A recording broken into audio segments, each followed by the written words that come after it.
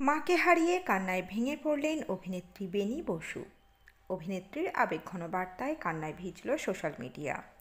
বিস্তারিত থাকছে প্রতিবেদনে। বন্ধুরা, চ্যানেলে নতুন হলে চ্যানেলটি সাবস্ক্রাইব করে রাখতে পারেন ও ভিডিওটি শেয়ার করতে পারেন ও হাইপ অপশানে ক্লিক করে ভিডিওটি হাইপ করে দিতে পারেন।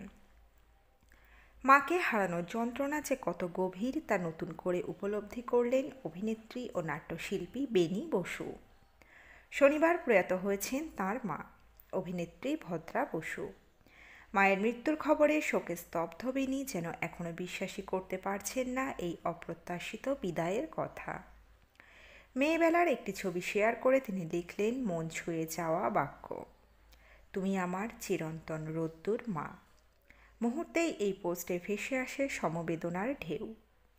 অভিনয়ের জগতে বেনির আলাদা পরিচয় রয়েছে, আর সেই প্রতিভার উৎসও তার নিজের পরিবার। ছোট থেকেই অভিনয়ের মাধ্যমে মাকে দেখেই বড় হয়েছেন তিনি। তাই মায়ের চলে যাওয়াটা তার জীবনের সবচেয়ে বড় আঘাত।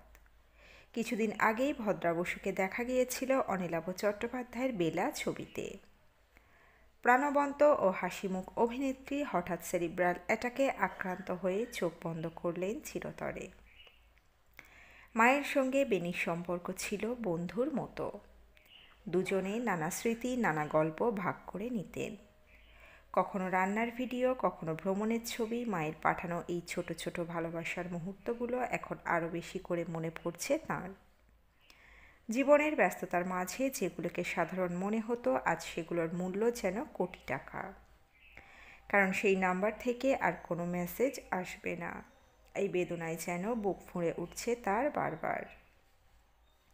মায়ের কয়েকটি পুরানো ছবি সোশ্যাল মিডিয়ায় শেয়ার করে বেনি লিখেছেন, আমায় আরও কয়েকটি কান্নার রিল পাঠাও না মা, কথা দিচ্ছি এবার আর হাসবো না।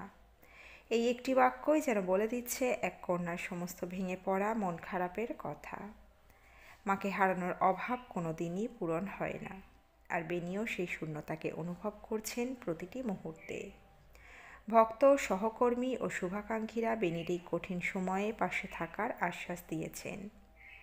কিন্তু মা যে শুধু মা, তাকে হারানোর যন্ত্রণা কখনো পুরোটা মুছে যায় না।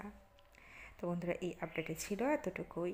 দ্রুত ফিরে আসছি এরকমই নতুন কোনো আপডেট নিয়ে।